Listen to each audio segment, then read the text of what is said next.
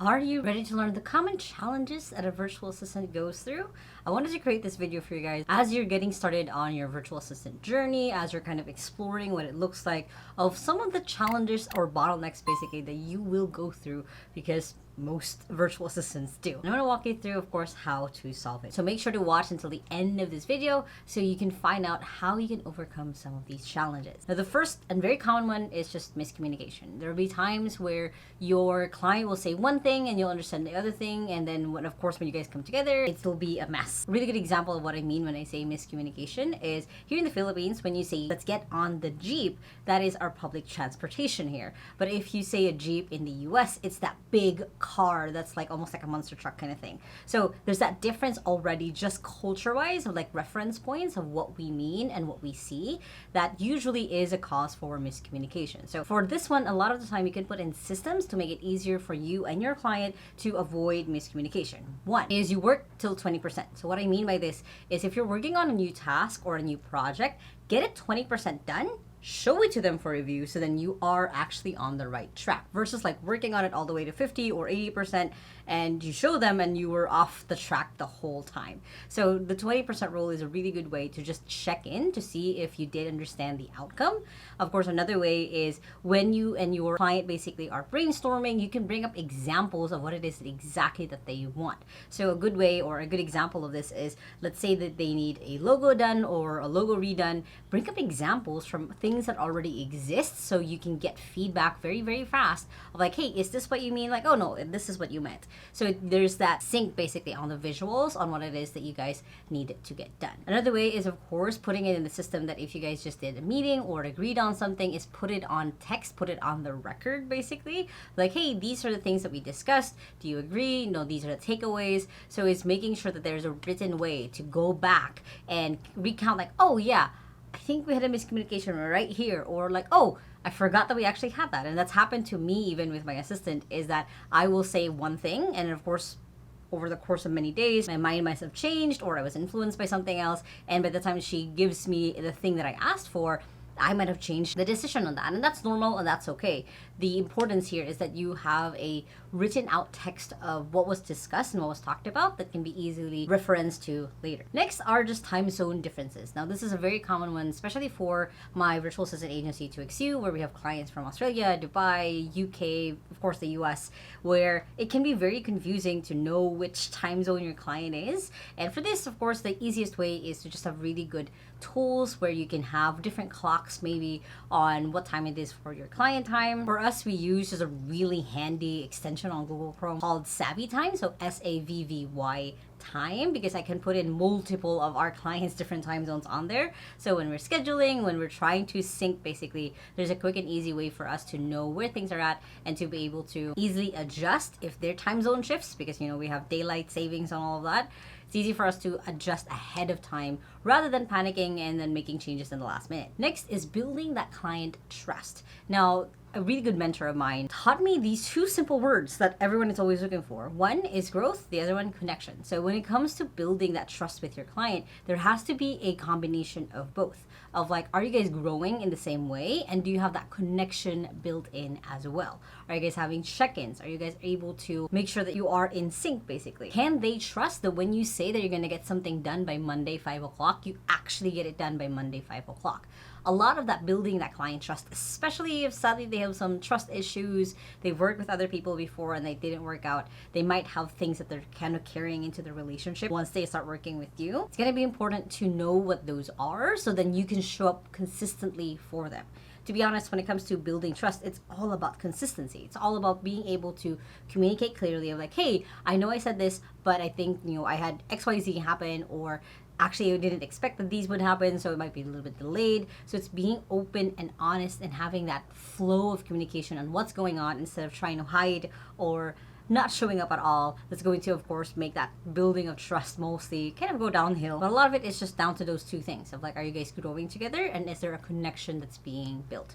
Is that back and forth basically of you guys know where you're going, and at the same time you're working towards it together. Next is time management, and this is something that all virtual assistants go through, and it's mostly just because everything louder than everything else. So I call it like that, of like, when you're a virtual assistant, you're probably taking care of 3, 4, 5 things in the business. You're basically helping helping your client not run like a headless chicken around the business. So you're managing multiple things at once. Now, time management is a lot of different things. It depends on the kind of person you are, what are the things that work for you. So it's really important to find your routine. For me, for example, and my assistant, for our time management, we just know what our top 3 priorities are. Like, we go through a weekly talk, basically a weekly meeting. We outline what are the things that we want to get done for the week, and every single day when we have our sync, that's usually just 10 to 15 minutes anyway, it's just her like, hey, I found this out, here's the thing that you asked for. So we always have a top of mind priorities that we want to get to, so then by the end of the week we actually get to and then finish it because we have already set basically our intention.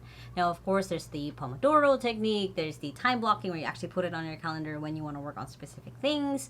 There's a lot of different ways that you can manage yourself, but it's important that you find your routine. What might work for me might not work for the next person or the next person or even for you. So find what works for you and your client as you guys are figuring out priorities and when to get things done. Next are just distractions, which is a normal thing when you are working from home, when life happens basically around you as well. You could have kids, you could have roommates, you could have different people coming in and out.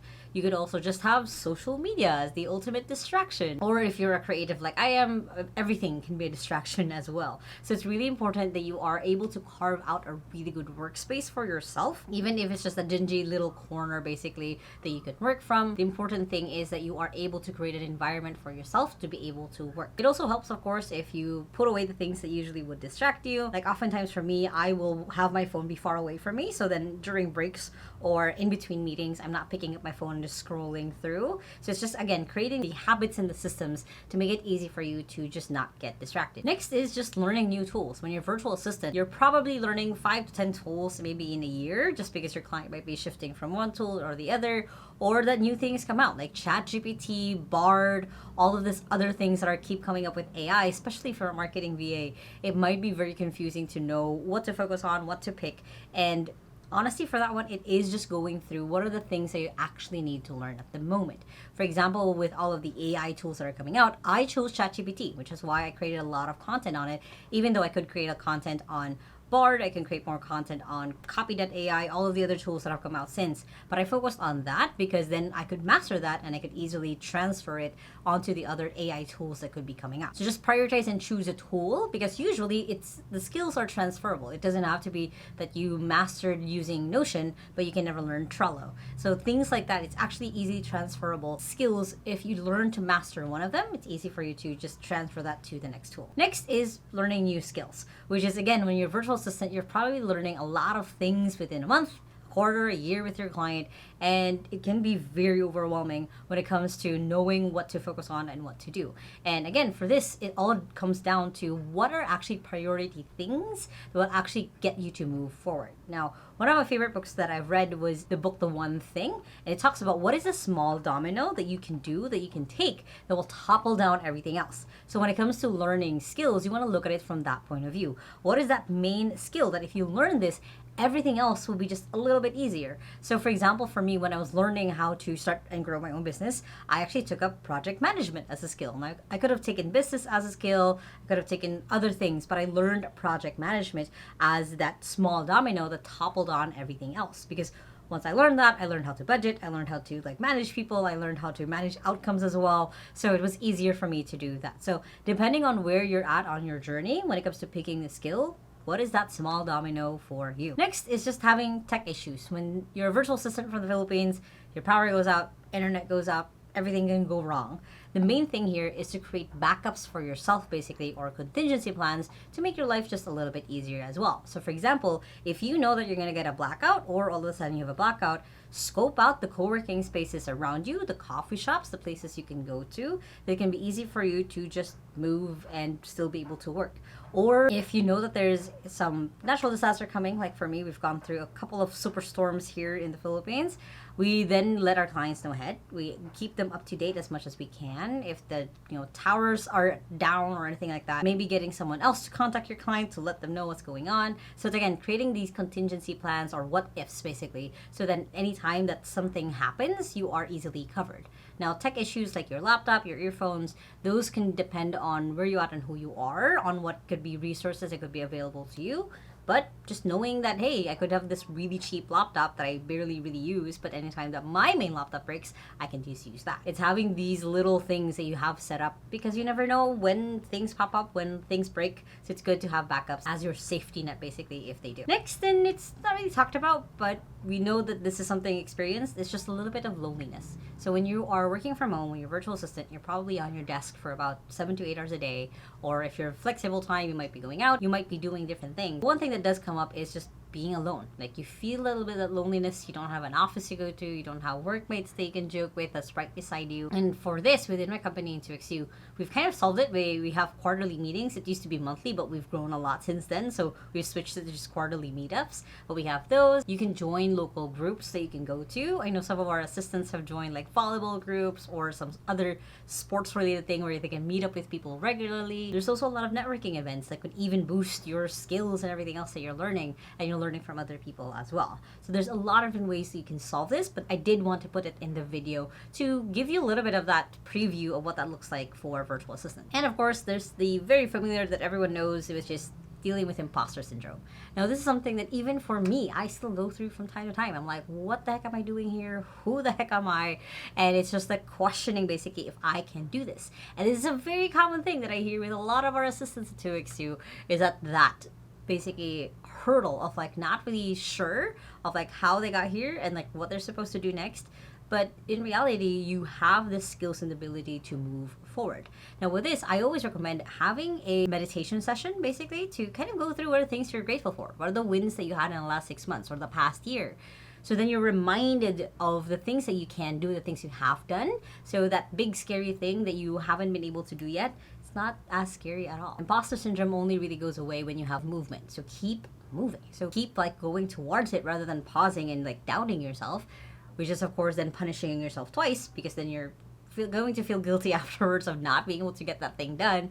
Just do it. Just make that push as you need to, and of course take that pause when you need to. But when it comes to that imposter syndrome, remind yourself of how amazing you are. Remind yourself that you wouldn't have gotten the job if you weren't good at it. And remind yourself that there's always space to grow. If you don't feel that you are that person who can get the work done, your client wouldn't be still with you or working with you. So keep that in mind, is that you're here, you're enough, and you're growing. So even if you can't think that you can't do something, you will grow into it. Now, if you guys like this video, of course, make sure to hit the thumbs up button right there and comment below what are common struggles that you go through as a virtual assistant. I would love to know and hopefully be able to give you advice in the comments, as I do love to respond to those. And if you still haven't, make sure to hit the subscribe button right there so don't miss any of my videos every Sunday and Thursday on how to work from home and how to have a business from home, which you guys can check out those two playlists right here and the latest video right here. I hope you guys have an amazing day, and that small steps matters, and I'll see you in the next video. Bye!